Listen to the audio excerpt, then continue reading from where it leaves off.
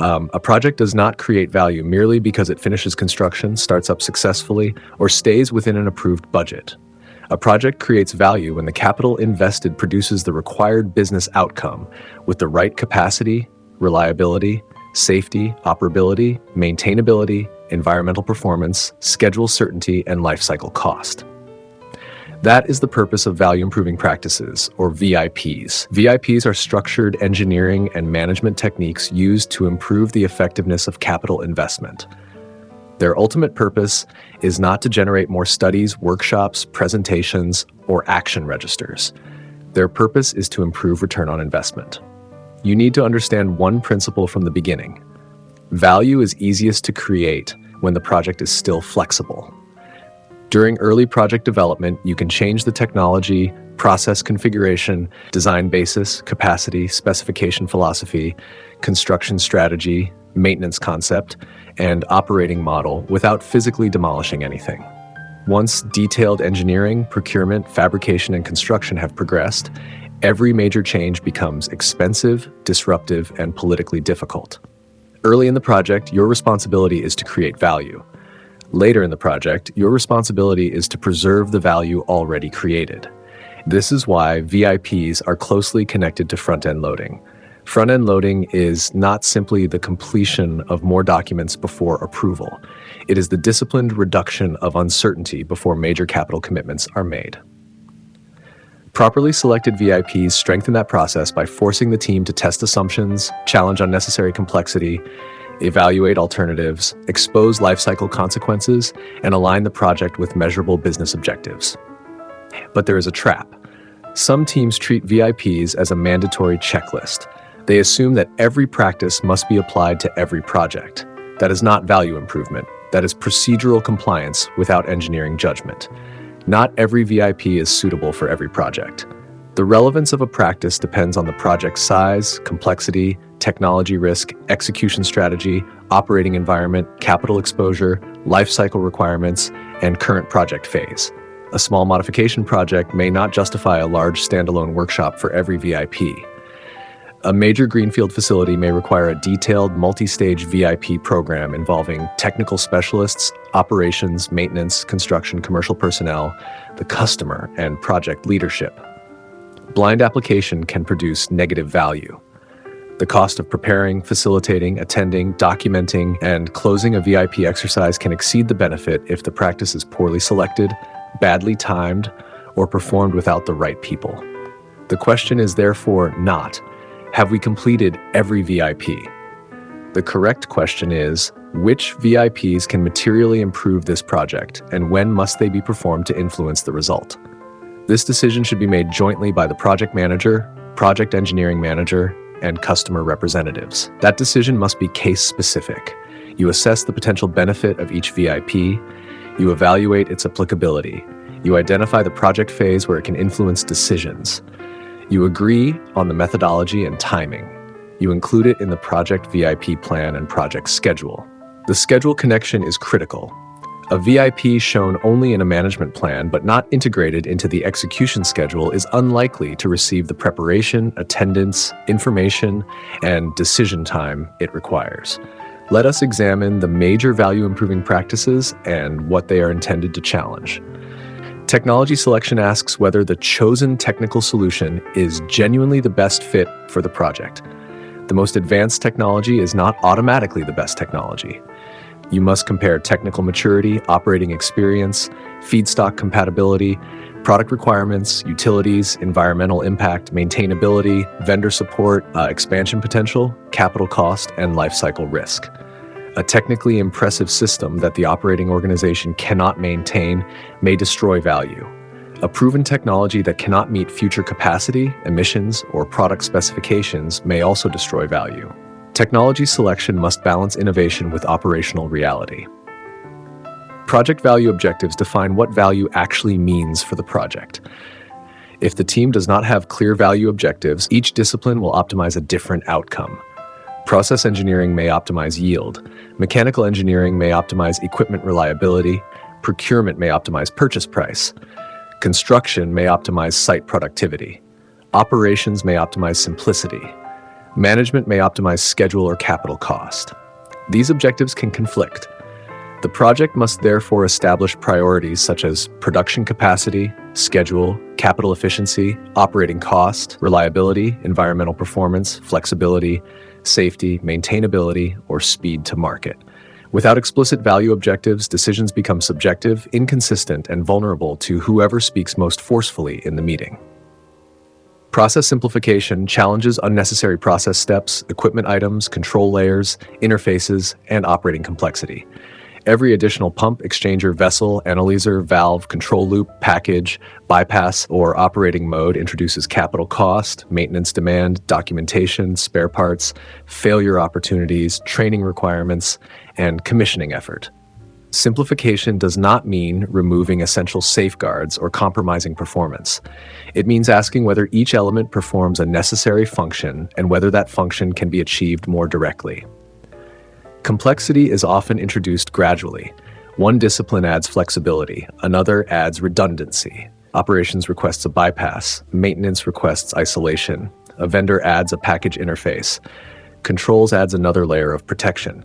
Each addition may appear reasonable in isolation, while the combined design becomes expensive and difficult to operate. Process simplification forces the team to step back and examine the system as a whole. Design to capacity challenges the tendency to oversize. Engineers frequently add margins to uncertain data. Different disciplines then add their own margins. Vendors may add further margins. The final system can become significantly oversized.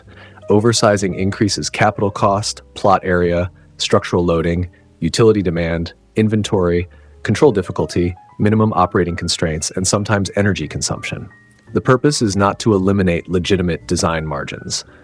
The purpose is to understand them, coordinate them, and prevent uncontrolled margin stacking. You must distinguish between required capacity, normal operating capacity, design capacity, future expansion allowance, equipment turndown, and contingency. A design should be capable, not unnecessarily inflated. Minimum or customized specifications challenge the automatic use of the most conservative corporate or industry requirement, regardless of project context. Specifications are necessary. They protect safety, quality, reliability, consistency, and organizational experience. But specifications can also become detached from the actual service. A requirement developed for a severe offshore environment may not be appropriate for a low-risk inland utility system.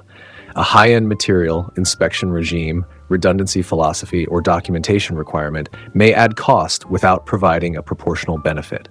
The objective is not to weaken standards. The objective is to identify the minimum fit-for-purpose requirements and customize specifications where justified through controlled engineering evaluation. Value engineering examines functions and asks whether the required function can be achieved more effectively. It is not simply cost-cutting. Cost-cutting often removes scope without fully understanding consequences. Value engineering studies the relationship between function, performance, risk, and cost. A lower-cost alternative that increases downtime, operating cost, safety exposure, or maintenance effort may reduce total value. A higher capital alternative that materially improves reliability, energy efficiency, product recovery, or lifecycle cost may create greater value. The focus must remain on total project value, not only initial purchase price. Constructability review examines whether the facility can be built safely, efficiently, and in the planned sequence. A design may be technically correct and still be difficult to construct. You must consider access, lifting, modularization, temporary works, crane positioning, installation clearances, construction sequencing, tie-ins, brownfield constraints, work fronts, scaffolding, material movement, commissioning boundaries, and simultaneous operations. Constructability input must arrive early enough to influence layouts, equipment spacing, module dimensions, structural concepts, and procurement strategies. A constructability review performed after design completion becomes a record of problems rather than a mechanism for preventing them. Reliability, availability, and maintainability modeling asks whether the selected configuration can achieve the required operating performance. Reliability addresses the probability of equipment performing without failure. Availability considers whether the system is capable of operating when required, including repair and restoration time. Maintainability considers how effectively equipment can be inspected, removed, repaired, replaced, and returned to service. RAM analysis can reveal whether redundancy is justified, where single-point failures exist, which equipment dominates production loss, and whether maintenance access or spare philosophy is adequate. This practice should be connected to lifecycle costing. The cheapest equipment configuration may produce the highest cost over the operating life when downtime, maintenance labor, spares, energy use, lost production, and replacement frequency are considered.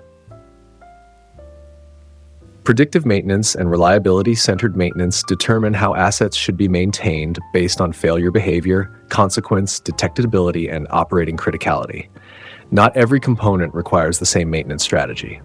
Some equipment should be run to failure, some requires preventive maintenance, some benefits from condition monitoring, some requires functional testing, some demands redesign because maintenance alone cannot control the risk. The objective is to avoid both under-maintenance and wasteful over-maintenance. A maintenance concept developed during project execution influences instrumentation, sensor selection, access, isolation, data collection, spare parts, control system integration, and operating procedures. If maintenance strategy is delayed until handover, the plant may already be physically incapable of supporting the desired approach. Economic, environmental, and social assessment examines the wider consequences of project alternatives. A project option cannot be judged only by its direct capital cost. You must consider energy consumption, emissions, resource use, waste generation, community impact, regulatory exposure, operating expenditure, future liabilities, and long-term business resilience. Waste, emissions, and discharge minimization challenge the team to prevent environmental burden at the design stage instead of treating it later. Prevention is normally more effective than capture, treatment, storage, disposal, reporting, and remediation. You should examine raw material selection, process efficiency, recovery systems, closed drains, flare loading, fugitive emissions, wastewater generation, chemical consumption, disposal routes, and opportunities for reuse. Energy optimization examines where energy is consumed, converted, rejected, recovered, or wasted. Energy performance affects operating cost, equipment sizing, emissions, utilities, cooling demand, and long-term project competitiveness. Opportunities may involve heat integration, pressure recovery, compressor selection, pump efficiency, operating philosophy, insulation, variable speed drives, utility levels, process conditions, and equipment loading. Energy optimization must be performed while process configuration remains open. After equipment is purchased, many opportunities disappear. The effectiveness of any VIP depends on execution discipline. A VIP should normally be performed through a formalized workshop or structured review. Formal does not mean bureaucratic. It means that the objective, scope, inputs, participants, preparation requirements, evaluation criteria, decisions, actions, owners, and completion dates are defined.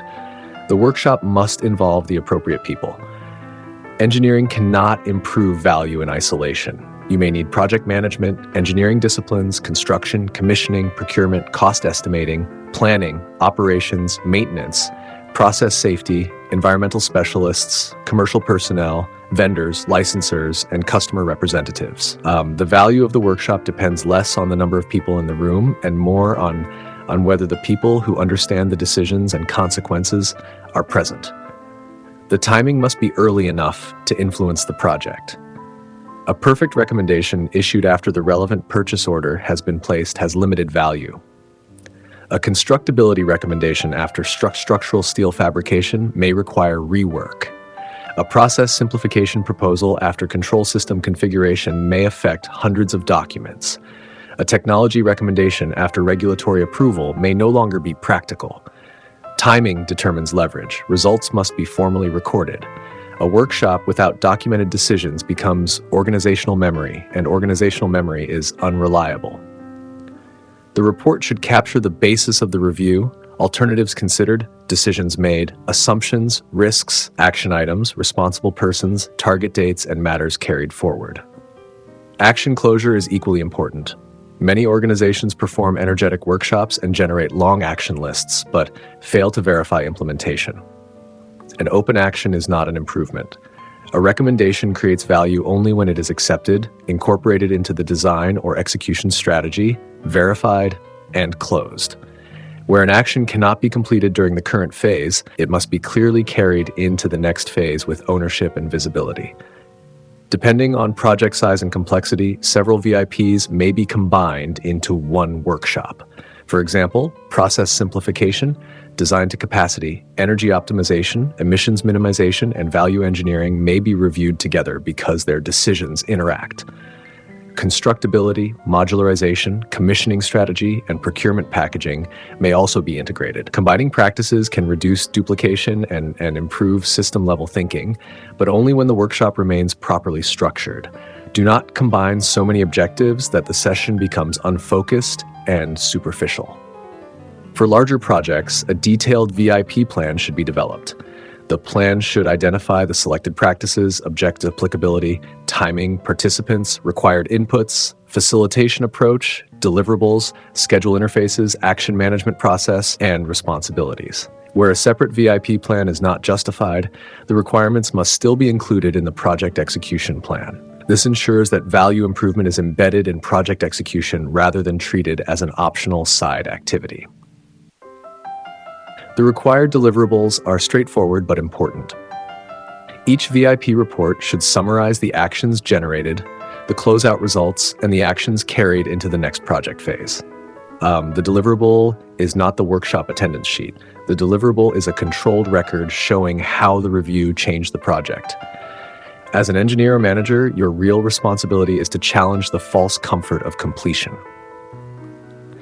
A completed design is not necessarily an optimized design. A compliant specification is not necessarily a fit-for-purpose specification.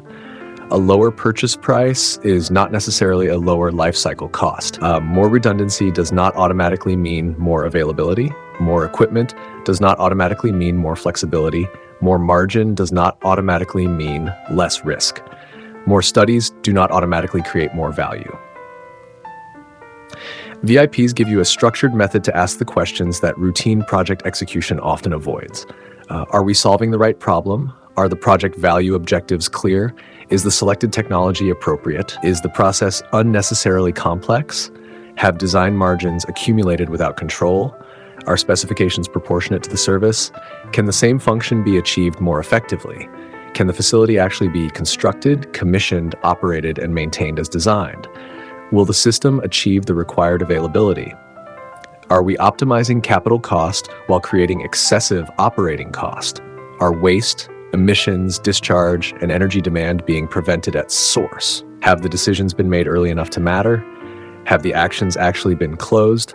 The strongest project teams do not apply VIPs because a procedure tells them to. They apply them because capital is limited, decisions have consequences, and late correction is expensive. Your task is not to perform every possible practice. Your task is to select the right practice, involve the right people, use the right information, apply it at the right project phase, document the result, and force the actions through to closure. That is how you move from a project that merely delivers scope to a project that protects investment. That is how front-end loading becomes a business discipline rather than a document counting exercise. That is how engineering judgment is converted into measurable project value. Create value early, preserve it through execution, and never confuse procedural completion with genuine improvement. File side turn file